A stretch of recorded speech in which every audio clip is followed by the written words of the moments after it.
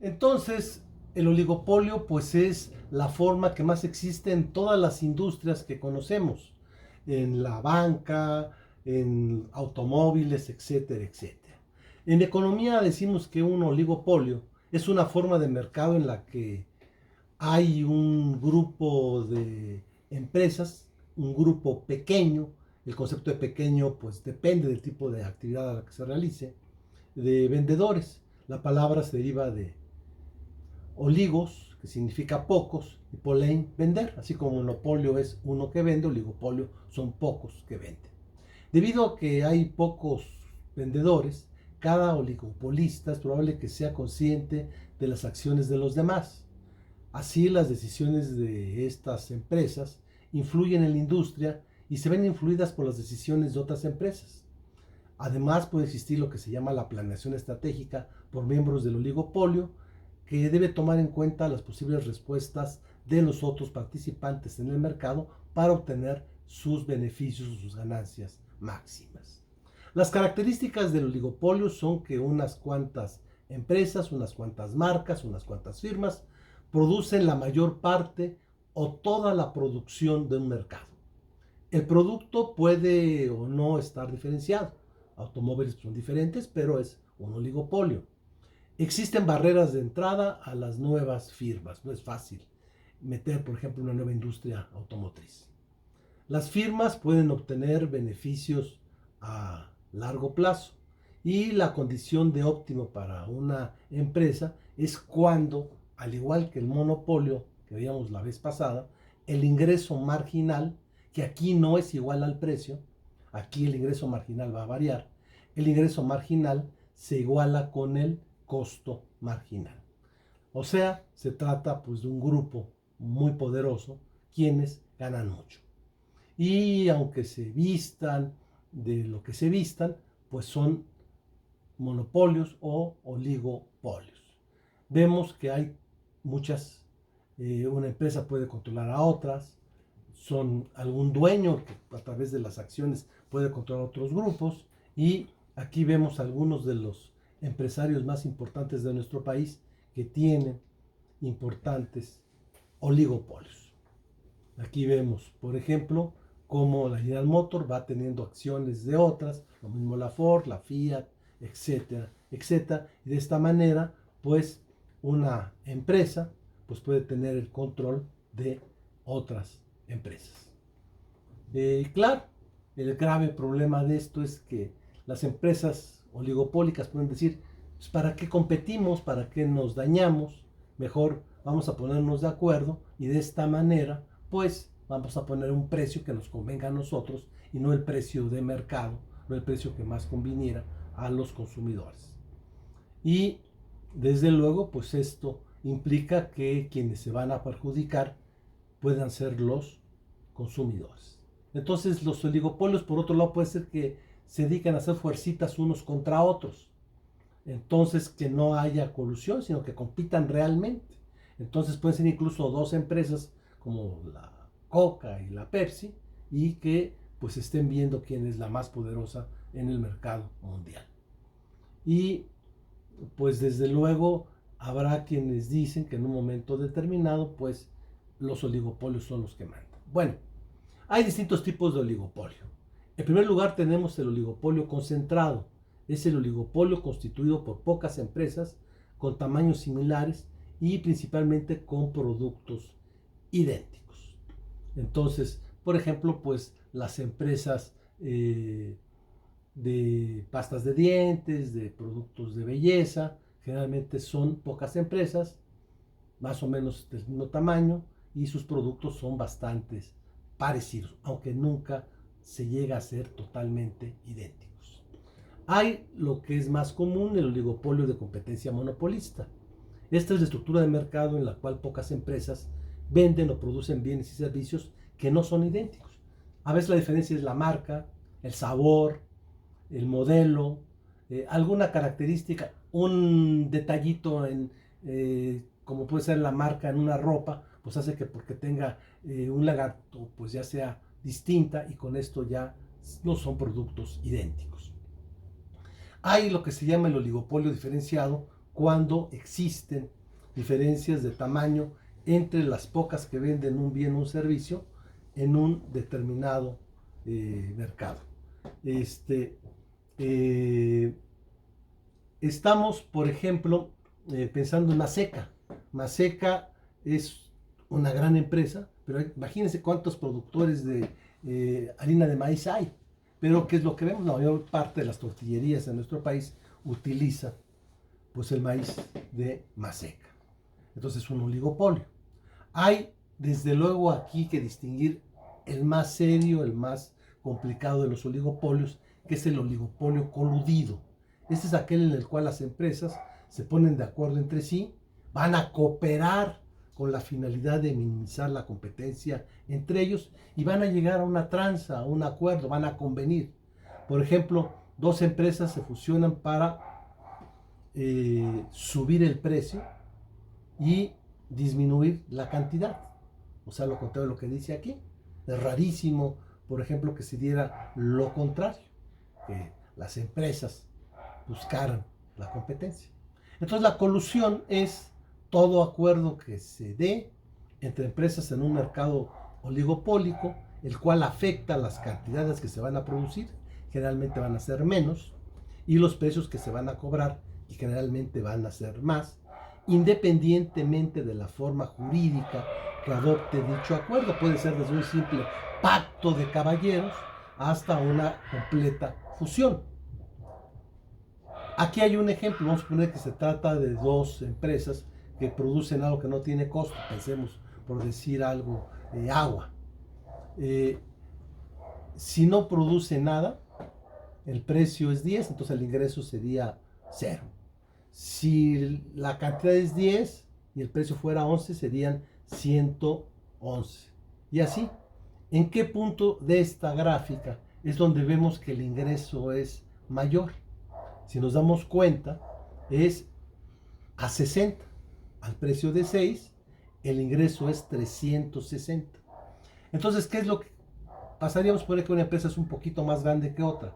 Y uno le dijera a otra, ¿sabes qué? Mira, lo que nos conviene a ambas es, en lugar de competir y, por ejemplo, producir 80 o 100 y tener que vender a 4 o a 2 y solamente tener ingresos para repartirlos de 320 o de 200 en el segundo caso, ¿por qué tú no produces nada más 20 y yo produzco 40? Y ahí es donde tenemos el ingreso más alto. Y nos ponemos de acuerdo para producir solamente 60, venderlo al precio de 6, podemos manipular el precio, y nuestro ingreso va a ser mayor. Esto nos beneficia a ambas. En eso va a consistir el acuerdo. Ese acuerdo, les digo, puede ser de distintas maneras. Una muy conocida, incluso por la cuestión de las empresas del tráfico de drogas, es el llamado cártel. El cártel no nada más es de drogas, es de otras formas. Se trata de un grupo de empresas independientes, pero que acuerdan actuar conjuntamente en forma permanente, no solamente ante una coyuntura, ante una situación concreta, no, sino en forma permanente. En el caso de oligopolio coludido, las máximas ganancias se van a hacer exactamente igual que en un monopolio. Esto es, van a tener los beneficios extraordinarios de los monopolios y van a causar el daño social que ocasionan los monopolios. O sea, el punto de equilibrio, si se dan cuenta, es la misma gráfica del monopolio. No se va a dar donde se cruce la línea roja con la línea verde, que sería la que marcaría ese punto, la cantidad de equilibrio y el precio, sino que se va a hacer en la parte superior del cuadro amarillo, donde cruza con la demanda, la línea roja. ¿Y esto qué es? Es una cantidad mucho menor y un precio mucho más alto. Y esto, pues desde luego, son las ganancias extraordinarias que tendría el conjunto de los que acuerdan en un oligopolio coludido. Pero la verdad es de que no siempre existen oligopolios coludidos. Hay el llamado oligopolio no cooperativo. Este es el tipo de mercado que se caracteriza porque las empresas actúan independientemente y, lo más importante, compiten entre sí. Se va a dar una lucha económica entre las empresas por el mercado. O sea, va a haber un funcionamiento, pese a que no se trata de un sistema de mercado perfecto, sino de un sistema oligopólico, pero va a haber ciertas ventajas del propio sistema de mercado, gracias a que sí va a haber competencia. Para explicaros mucho esto de cómo suceden las cosas en la realidad, pues hay lo que se llama la teoría del juego. La teoría del juego, que se aplica en sociología y en muchos otros campos, es el estudio del modo en que se comportan los individuos y las empresas ante situaciones estratégicas que les van a exigir tomar una decisión. Y una forma de esta teoría del juego es lo que se llama el dilema del prisionero. Es una teoría del juego que explica, a partir del comportamiento de dos prisioneros capturados e incomunicados entre sí, que es muy difícil mantener la cooperación entre ellos, incluso cuando esta cooperación sería mutuamente conveniente para ambos prisioneros. Aquí tenemos, por poner dos ejemplos de dos narcotraficantes históricos, el señor con el que se reunió López Obrador con su mamá, el famoso Chapo, y otro que dicen pues, que es el realmente poderoso, que es el Mayo Zambada. Bueno, vamos a suponer que los agarran a los dos, los tienen detenidos, los dos saben, uno sabe todo lo que ha hecho el otro, o sea, el Chapo sabe toda la historia, todos los trafiques de el Mayo, y el Mayo sabe todos los trafiques del Chapo. Entonces ambos tienen una opción: callar, o lo que se llama en los términos de la delincuencia, soltar la sopa. Si los dos callan, que sería, se coludieran, pues sería lo mejor para ellos, porque en este caso pues no hay forma de acusarlos de cosas graves, sino sería de delitos menores. Entonces ambos estarían solamente 3 años en la cárcel y después iría, lo que pues para los crímenes y lo que han hecho pues sería bastante barato. Pero ¿qué es lo que existe? Pues la tentación de hablar, porque ambos van a ser por separado, convencidos por las autoridades, van a decir: mira, Chapo, si tú hablas, te voy a dejar libre. Es el premio. Platícame todo lo que ha hecho el Mayo, y el Mayo mínimo se va 60 años de cárcel. Y tú quedas libre. Y le van a decir lo mismo al Mayo: mira, si tú hablas, tú quedas libre, y el Chapo se va a estar en la cárcel 60 años. ¿Qué es lo que van a hacer? Como ninguno de los otros confía, si el otro va a hablar, pues voy a hablar. Entonces le dicen: si el otro habla, pues entonces sí, van a ser 20 años a cada uno. Entonces los dos van a hablar, pese a que les convendría a los dos mejor callar. Esto es lo que va a explicar la teoría del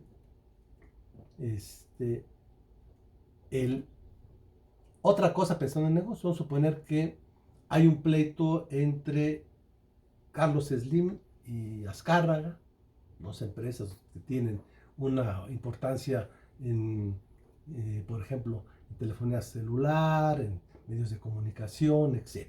Había una reforma en la época de Peña Nieto. Bueno, ambos tenían la posibilidad de oponerse o apoyar. Si los dos hubieran opuesto, con el poder económico de ambos, no hubiera pasado la reforma.